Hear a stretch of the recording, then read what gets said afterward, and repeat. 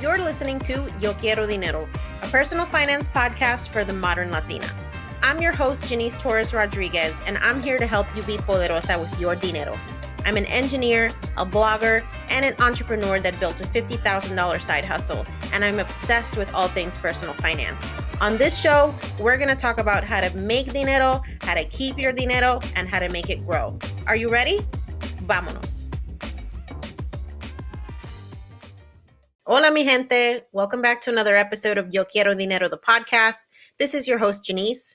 I'm super excited about today's episode. As an online content creator, I'm always thinking about ways of protecting my business, and one of the main ways that you can do that is by using trademarks. We're going to be talking to Taylor Tieman. She's an attorney and founder of Legal Miga, an accessible legal service membership created specifically for small business owners and entrepreneurs. She assists and advises her clients on how to legally protect their brands, services, products, and content through the effective use of preventative measures and legal strategies. Taylor operates a virtual law firm based out of Los Angeles, California, and specializes in trademarks, contracts, copyright, podcasts, and business formation. She's currently a member of the Latina Lawyers Bar Association and the Mexican Bar Association. Hola, mi gente. Let me tell you, when I was first thinking and dreaming up this podcast, I really had no idea where to even start. That is until I found the Anchor app. If you haven't heard about Anchor, it is legit the easiest way to make a podcast. And let me tell you why. First of all, it's free. And if it's free, it's for me because I do not have time or money to be spending on boberias that is not going to even accomplish what I'm trying to do. Anchor helps me with so many different aspects of my podcast. It's crazy that they're offering this for free. Mind-boggling. They have creation tools that allow you to record and edit your podcast right from your teléfono, mija. You don't even need like a freaking expensive computer. But if you do have an expensive, beautiful computer, you can use that too. Anchor will help you distribute your podcast for you so it can be heard on Spotify and Apple Podcasts, and you can share it with your abuelitas and your primas without any freaking stress. I mean, doesn't that sound amazing? I know I love that feature more than anything because it's a one and done. Once your podcast is created, it's going to go out through the interwebs, into people's phones, into wherever podcast app they listen to, and they can find you right away. The best part, you can make money from your podcast with no minimum listenership. So you don't need to be stressing about finding podcast sponsors. Girl, they take care of that too. I mean, what are you waiting for? It's literally everything you need to make a podcast in one place. So if you're ready to launch your own podcast, download the free Anchor app or go to anchor.fm to get started. I can't wait to see the magic that you create. All right, Taylor, welcome to the podcast. Thank you so much for being here. Of course. Thank you so much for having me. For sure. So I love your content. I found you on Instagram, like I find so many of the guests for the podcast. And I love that you are an attorney, and especially an attorney that is specializing around the small business and entrepreneur space.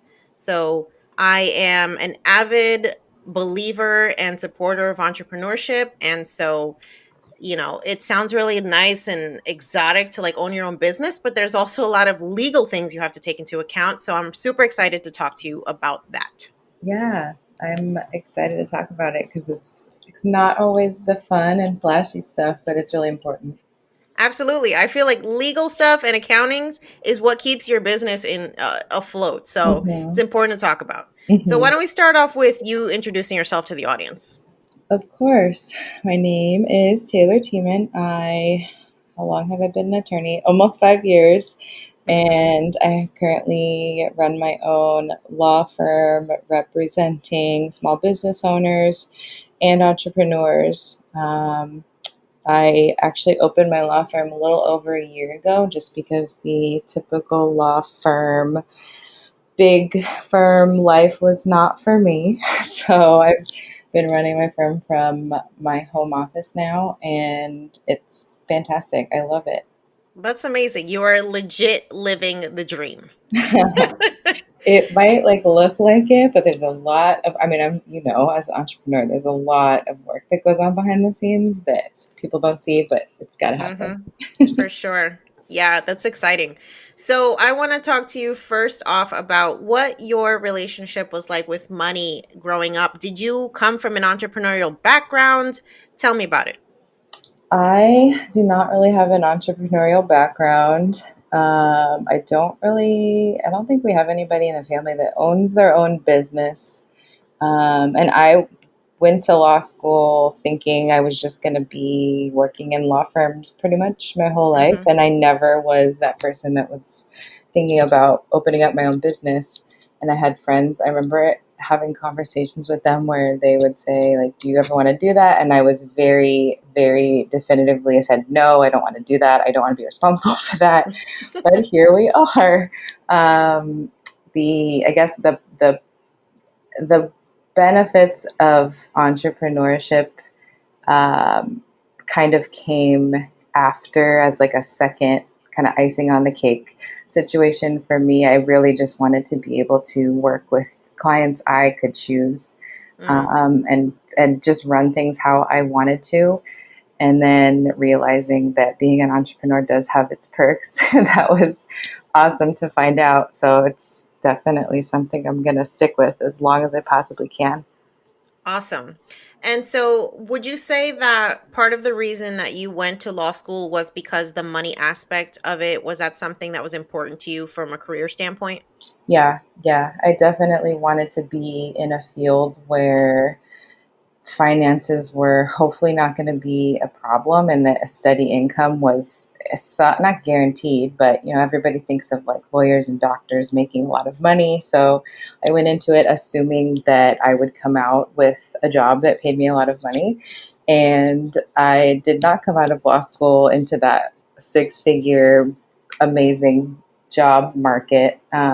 Just there wasn't a lot of openings available. I ended up working for smaller law firms for the first couple of years, and it's a lot of work. And not that you don't want to work hard for your money, but it's a lot. It's I think it's a little misleading. Sometimes people think all lawyers just make a lot of money all of the time, and Mm-hmm. seeing what those salaries were coming out of law schools a little disappointing, seeing how much time and effort you put into law school and paying for your schooling and the bar exam and all that good stuff. So I think I really just wanted a consistent income, and that's one of the reasons I wanted to be an attorney. Got it. So, is there anything about your background or your upbringing that made that really important to you? I think my dad has always been a really super hard worker. He worked his way up, paid his own college, is currently a president of a construction company. So I just saw that, being able to afford to pay for things and pay for your kids' schooling and living in a house and a nice house was going to be something that was important to me if I wanted to maintain a certain level of just like not hopefully not a lot of stress. And California is a very expensive place to live. Mm-hmm. So if I knew I wanted to stay here, I knew I needed to make enough money to hopefully be able to buy a home one day. Still kind of working on that. And just be able to maintain a lifestyle without having to really, really, really stress about money. Got it. Yeah, that makes a lot of sense. So, I'm curious if we could talk a little bit about your law school experience as a Latina. Law school is not a place that we typically associate with having like a lot of diversity. So, what was your experience? What you expected it to be, or was it different than what you expected it to be? I actually chose a very diverse law school. I went to Southwestern Law School here in Los Angeles, and I think they rank as one of the top 10 most diverse law schools in the nation. So it was a little interesting to me to go from law school with our numbers being super, super diverse, and then you pop out into the legal field, and the diversity is almost like non existent. So that Yeah. was really a surprise to me.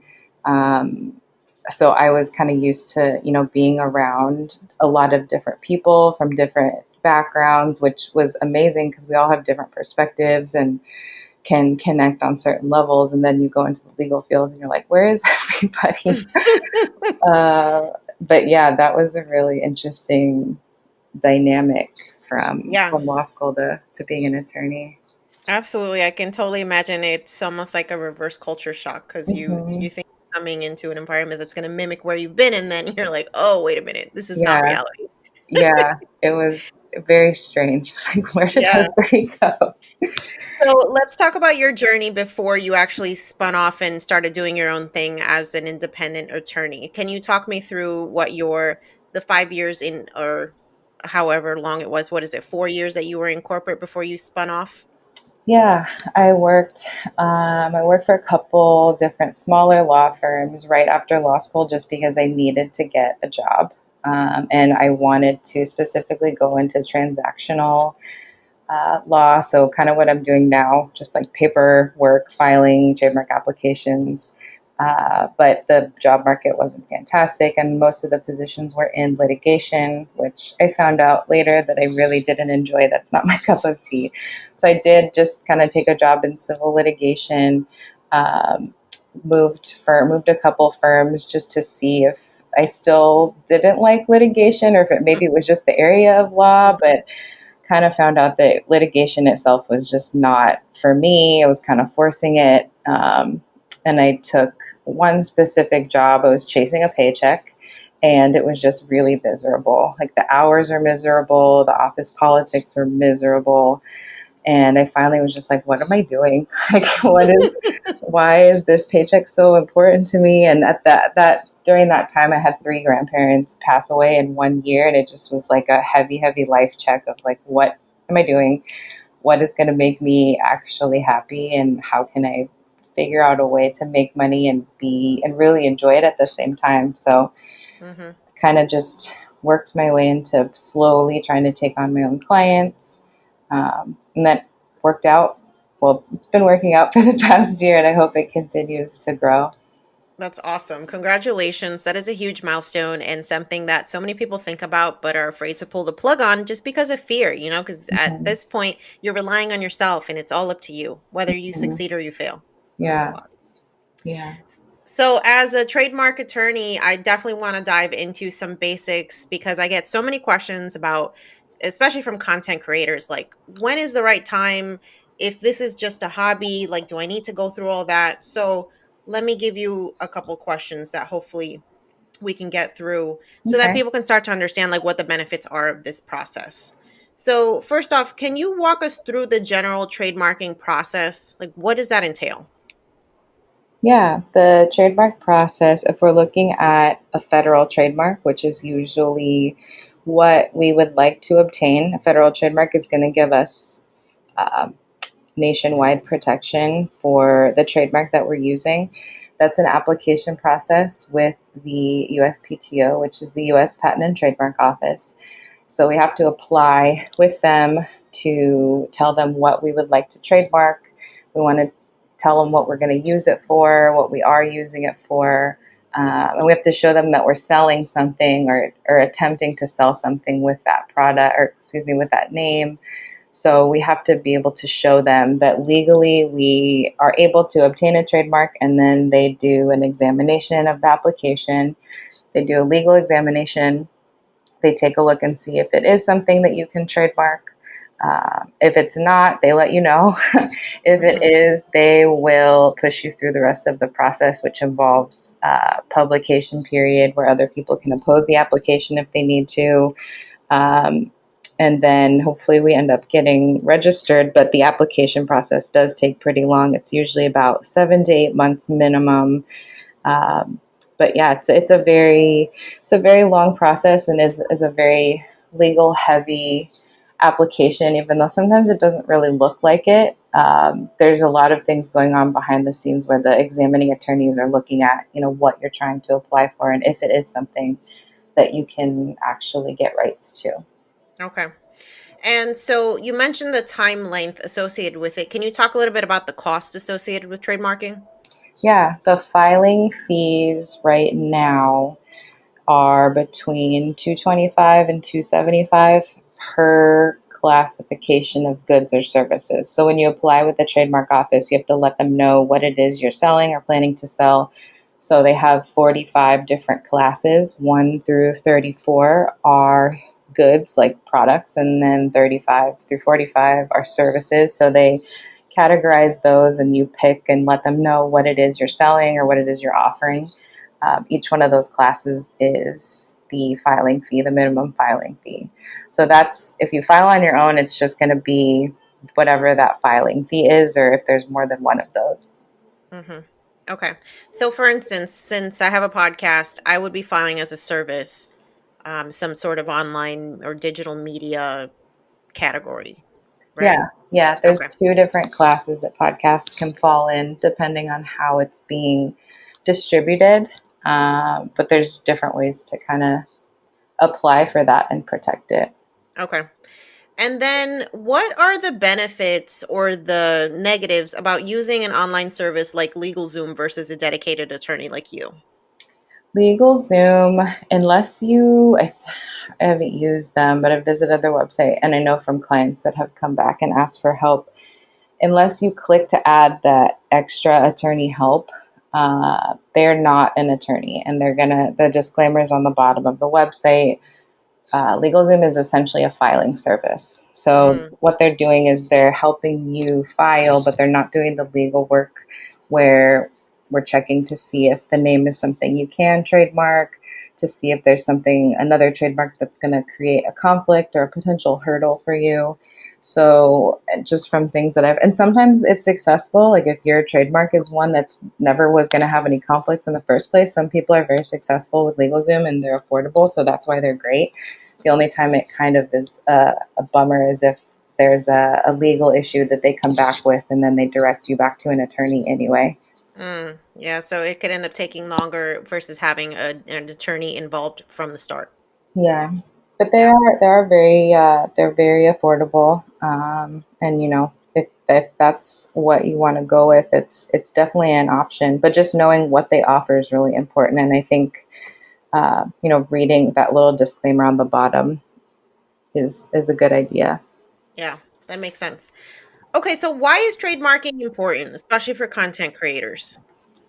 Trademarks are important. It's kind of a twofold reason. The first and most important, and what is most concerns me as the attorney, is we really want to make sure that we have selected a trademark, and that's usually a name. Trademarks can also be logos or slogans, but we want to make sure that what we're using is not already taken by someone else. So the common response I get to that is like, well, I Googled it and I saw that nobody has it, or I have all the domain names and nobody else has it. But those things don't ensure that someone else doesn't actually own the rights, the legal rights to it. And it also doesn't ensure that the name you're using is similar or not similar to another registered trademark. Because trademark law isn't just about exactly the same name or exactly the same logo. It's about if something is similar enough to confuse the customers or to confuse the audience or to confuse the clients, that's where the protection is going to kick in, because the trademark office, their main goal is to protect consumers. They're not here to Mm, protect business owners. So if something's similar enough, then they will refuse it. Or if something is similar enough and someone else finds out and they actually have the rights to it, they could potentially tell you to stop using what you're using. got it.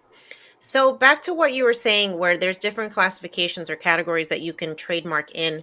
If there's the same business name but two different classifications, can that happen? Yeah, that can Oh, happen. That happens quite frequently. One of the examples that we use or like to look at is like Delta Airlines versus Delta Faucets. They're both using mm, the same name, but they're different services. Um, so you can absolutely have the same name that someone else has, but it really boils down to what the services are, hmm. and if they're similar, and then also how unique is that name. So the more unique the name is, the more power that name has to be able to maybe potentially stop someone from using it on an office product versus something similar to an office product.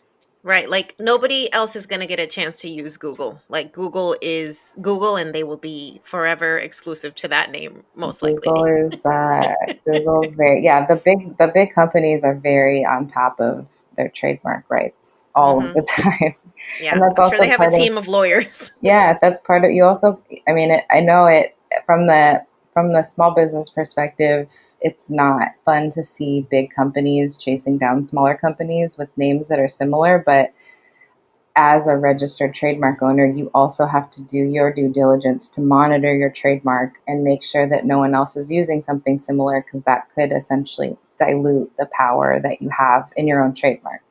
Mm. So it's kind of a double-edged sword there.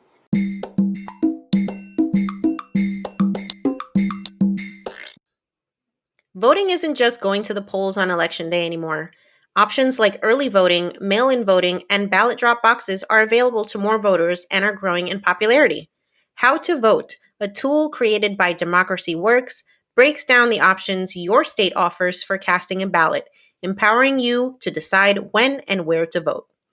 Decide when and where you'll vote this year at howto.vote. That's HOWTO.VOTE.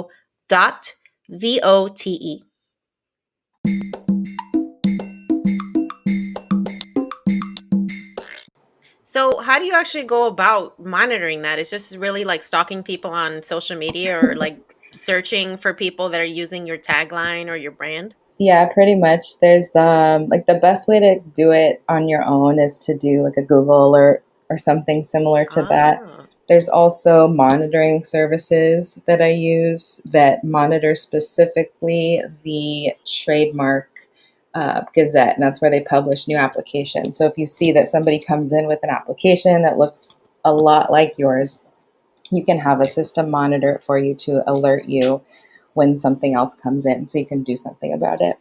oh, that's great to know. Thank you for that. Do you own your trademark forever? You have to keep renewing it. But yes, if you renew it, then you can. There's a 5 to 6 year period after you file your trademark and it's registered that you have to renew the trademark, and you have to show the trademark office that you're still using it for what you were using it for that 5 to 6 years ago. Got So it. sometimes people drop it, sometimes people renew it. Obviously, the bigger companies that have owned them for a really long time are going to continue to Mm-hmm. use them. But yeah, you can definitely renew it. And so, if you're unfortunate enough to find that someone is using something that looks a lot like what you've trademarked, what legal ramifications or what recourse do you have? Typically, you can, if you have the registered trademark and it's uh, legally, if there's actual legal recourse, because sometimes people ask if we can just send cease and desist, and it's really important to actually see if your rights extend far enough that you can tell someone that, hey, I actually own that, or hey, that's mine, stop using it. But the recourse you have is a cease and desist typically, and that's your first step in telling somebody to stop. Then you can take it further with a potential infringement lawsuit. But you have rights to file a lawsuit against somebody who is using your registered trademark. Mm. And I'm sure, depending on the size of the company on the other end, the cease and desist might be enough to just discourage them to avoid a lawsuit. But you have to make sure you're following up because, they could say, yeah, we're going to stop using it, but you could find out later that they're actually not stopping. Yep, yeah. The cease and desist is usually a pretty good tactic, because 9 times out of 10 people don't even know that they're infringing because they didn't do a Mm, proper search in the first place. So hmm. usually they'll stop. That makes a lot of sense. All right. So, what are some legal watchouts that content creators should be mindful of when they're creating or sharing content? So I always say to use original content whenever you can. I know it's really tempting to share other people's content, whether that's photos or their words or other posts online. But that's where we have to start really thinking about, do I need permission to use this? And then the permission has to be legally valid. As like for example, a screenshot of another person's Instagram, and then when you post it, that you didn't get consent to do that or permission to do that. So don't Mm, screenshot and just repost without consent. Typically, if we're talking like a screenshot on Instagram and reposting it, you can message the owner of the account just to ask if you could use it. But always question where the content came from. Always question who is the original author. because copyright infringement is a big deal, especially with photography. I have seen there's specifically companies out there that assist photographers in tracking down unauthorized uses of their images. And if people are using photographs without permission, the company, I literally have seen them send out cease and desist demanding cash or they're going to file a lawsuit. And usually we're in a position where it's like, yeah, we did use it and this is kind of a bummer and we either have to pay this or pay a huge amount later. So it's just a really good idea to create original content if you can, but understand what you're sharing if it's not yours, what type of permissions we need. Makes a lot of sense. All right. So I am curious. I want to talk a little bit more about your entrepreneurship journey. So what are some struggles that you faced as like a first gen entrepreneur? Just being, I guess, the first one in my family to own a business. My parents have worked for their entire adult lives, and they're always there when I ask them questions about, should I take this job offer? How do I negotiate this?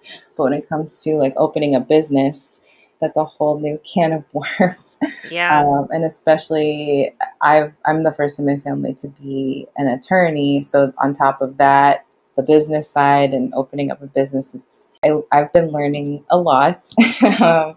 And I guess just trying to figure things out as you go and really making connections with the right people that are going to actually help you. Fortunately, there's a lot of mentors out there, and I've done a lot of paid programs, and I've also connected with attorneys that are, just kind enough to share what they've gone through, and just really reaching out, I think, has been key in learning how to kind of run your own business. And I think asking questions is really kind of scary and intimidating sometimes, but everyone's always been really, really open and willing to help. So I think that's a good thing. Yeah, I think that's one of the things that I've realized as time goes on in my own journey. You don't realize the value of networking until you admit to yourself that you don't know everything and that it's Mm-hmm. okay to ask for help, right? I think, Mm-hmm. especially as women, we are just so anti, like, we don't need help. We're fine. We'll figure this Mm-hmm. out. But there are people that have been doing this. And I totally agree with you. It is so much harder when you don't have a reference point or an example in your life that you can mimic. And so I think that's why it's even more important for people like you to exist and to be out there and doing this, because by you literally just being you, you are becoming a beacon of inspiration to women who want to follow the same path, which is awesome. That's so nice. Thank you. All right. So I want to know, what does financial self care mean to you? Means making sure I do what I need to do to budget and pay for what I need to pay for. And like at the end of the day, like rent's taken care of and utilities and food. That's the most important to me. I think budgeting is super, super key to making me feel like, okay, I'm okay this month. I made enough money this month to continue on. Hmm. And even though like it's really not fun to look at my budget sometimes, because sometimes I do a little too much shopping online, but you have to reel it in and be like, okay, well, maybe this month that wasn't a good idea, but goals for next month, hopefully we can spend a little bit more here. But yeah, just really being aware of stuff. I'm really big on like to-do lists and task lists and being super organized. So financially, just having a budget to refer back to all the time makes me feel a lot better. Yeah, and that's an essential skill for a business owner, right? Because you are in control of your paycheck size. You can't Mhm. guarantee that any steady amount of money is coming in. And so you need to be very intimately involved with what's going on with your money. Mhm. All right, so I'm curious, what advice would you give to someone who's ready to launch their own business? Maybe they've been doing the same thing you've been doing, working the corporate side for a while, and they're just ready to take the next step, but they don't know where to start. What advice would you give them? I would just say if you really, really want to do something, just like start. Whether that's start small, like taking on, if you're a service provider, maybe try out, take on a couple clients and see how that goes. Or if you're more willing to like hold back and budget a bit to be able to launch something bigger, just start doing something, because that's usually the best way to learn. It's the only way to jump headfirst into Mm-hmm. something. Just starting. I'm really perfectionist with a lot of things, and I notice that sometimes when I put something out there, especially if it's like content or a new idea or a new program offer that I'm doing, the ones that I spend the least amount of time on, everyone is way more interested in than the ones I spent so much time on. It never fails. I'm like, okay, I guess that's a sign I need to just put stuff out there. Yeah. So, what was your actual game plan for when you decided to go off on your own? Like, did you say, I need to save this amount of money? Like, what was your plan? Yeah, I wanted to be able to save enough money that I could pay for my essentials for like 3 months in case Mm-hmm. the business was not going well. Yeah. Sorry, there's a car Oh, horn. Can it's you hear okay. that? Should I Yeah. keep talking? Well, let's give it like a few minutes. Okay. Okay, they just turned it off. Okay, perfect. um, I'll go back to that. I gave myself enough of a budget and saved up enough that I could pay my essentials for 3 months in case, I wasn't making a lot of money. And my first couple months out on my own, I honestly, I was not making enough to sustain for an entire year.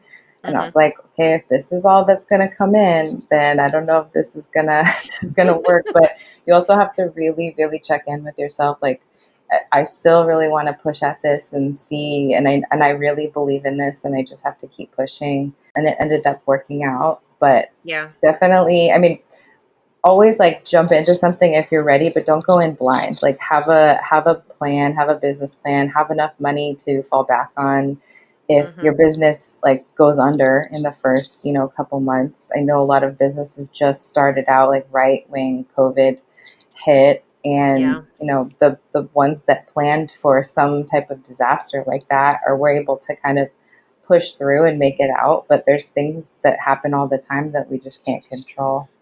Absolutely. That's why I'm such a firm believer in treating your business like another loved member of your family. You want to make sure that they are okay, like they have an emergency fund, because especially if you're relying on that as your sole source of income, like you want to put as many risk mitigation plans in place as possible. Obviously, could we predict a pandemic? Absolutely not. No. But you can definitely predict like slower months and make sure you have some cash reserves on hand, especially as you grow as a business and you start to understand the cycle of the ebb and flow. You can plan for that stuff. Hmm. All right. Absolutely. So, along your thoughts with mindset and just being in the right type of headspace to channel abundance and make your business grow. What is your money or entrepreneurial mindset mantra? Hire help or hire experts if you really, really don't know how to do something. As a business owner, you have your hands in so many different things, and you can't afford at the beginning to pay everyone to do everything for you. But Mhm. if it's something really important and something that could potentially mess up your business long term, like hire an expert. Like I hired someone to do my taxes and accounting immediately because I don't like that at all. I'm not good Same, at sis. it. I hate that stuff. So I was like, I need somebody to do that for me. Yeah. Everything else has just kind of been like do it yourself and trying to budget out when I can hire people to assist at what. Mhm. But hire if it's something that makes you really uncomfortable. Absolutely. It'll be worth it. And I have to totally agree with you. The two things that I will always be willing to pay for are my accountant and my attorney, because Hmm. those are just I'm not going to become an accountant and I'm not going to law school. Hmm. So it's just you got to pick your battles, right? Yep, yep. Don't want to lose those two. Absolutely not. Well, Taylor, this has been an awesome conversation. For anybody who wants to follow you, where can we find you? I am on Instagram all of the time. So my handle is Legalmiga, Legalmiga. And then my website is www.ttiemanlaw.com. And I am the one answering all my messages. I'm the one answering messages on my website. So if you reach out to me, that will be me Hmm. responding back to you. And tell us a little bit about Legal Miga because I love the name. That is so catchy. Thank you. It started out as the name for my legal services subscription. So I have clients that are on a monthly kind of retainer with me where they pay a monthly fee to be able to ask me whatever questions they want all month long. They get discounts on all my services. So it's kind of like a club or subscription. And it started Mm-hmm. out as the name for that, but it just really caught on. And I found some people were like, didn't remember my real name, but they remembered Legal Media. So I just decided to change it and just roll with it. That's awesome. And I think that's such a great way to potentially use legal services in a lower cost way, right? Because Hmm. with that subscription model, it's a way more affordable than just like paying an attorney outright and having like, them charge you $500 an hour to talk to you. Yeah, the monthly fees are about half or less what it would cost to usually speak to an attorney for an hour. Mm-hmm. And that's just, it makes it easier for me because I don't have to sit and bill every time somebody schedules a phone call or wants to have me help something, and it helps the clients too because it's a lot more affordable for small business owners, and budgeting and expenditures are really a thing to pay attention to early on. And I know that as an entrepreneur, we want to only spend a certain amount of money on certain things. So it's worked out. Mm-hmm. That's awesome. Well, I wish you the best of luck. I cannot wait to see what you continue to do with your business and how you continue to grow. And I hope everybody goes and follows you on Instagram because, yo, her content is bomb. I'm learning so many things that I did not know, especially as a new podcast creator, influencer, whatever the hell you want to call it. So many things you need to know, and you are dropping all the gems. So thank you. Thank you. I appreciate that. Absolutely. It's been a pleasure. I hope you guys found this episode super useful. I know I learned a lot talking to Taylor about trademarking and ways that you can protect your business and also your own financial situation. Because let's be honest, the last thing that you want as an online content creator is to be getting sued from somebody who is claiming that you're infringing on their copyright. So educate yourself on the legal aspects of owning a business, and that's going to empower you to take your business to the next level. If you're loving this podcast and you're ready to take your dinero to the next level, make sure you check out the YQD community. This community is a Patreon membership community that gets you exclusive access to the Yo Quiero Dinero Slack group. You get access to Janice and other subscribers to help you accomplish your money goals. Plus, get free exclusive access to all YQD live events and monthly meetups with Janice and other guests from the podcast. You get a free t shirt, 50% off private one on one coaching, and more. To find out more, head over to yoquierodineropodcast.com and check out our Patreon community subscription options. You can also head over to patreon.com/yoquierodineropodcast for more information, or go to our Instagram and click on the link in our bio. As a reminder, if you're loving the Yo Quiero Dinero podcast, please make sure to rate, review, subscribe, and share. That way, amazing listeners like you can find us too. We want everybody out here being poderosa with their money. And so if they know about us, they can start doing that too. If you don't already follow us on social media, make sure that you follow the Yo Quiero Dinero podcast on Instagram, Twitter, Facebook, Pinterest, and even TikTok. Yep, we're doing TikToks too. And don't forget to visit the Yo Quiero Dinero podcast blog, where you can find episode show notes, as well as personal finance articles, news about events, and more. Until next time, guys, stay inspired, stay confident, and stay poderosa.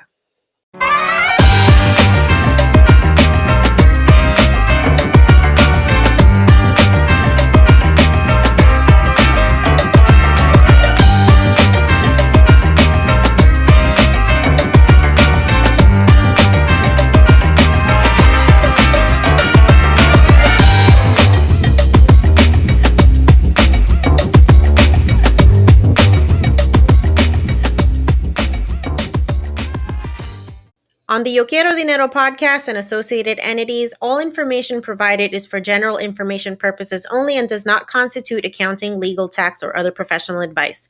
Listeners should not act upon the content or information found here without first seeking appropriate advice from an accountant, financial planner, lawyer, or other professional. We assume no responsibility for information contained on this podcast and associated entities and disclaim all liability with respect to such information, including but not limited to any liability for errors, inaccuracies, omissions, or misleading or defamatory statements. Usage of this podcast and associated content constitutes an explicit understanding and acceptance of the terms of this disclaimer.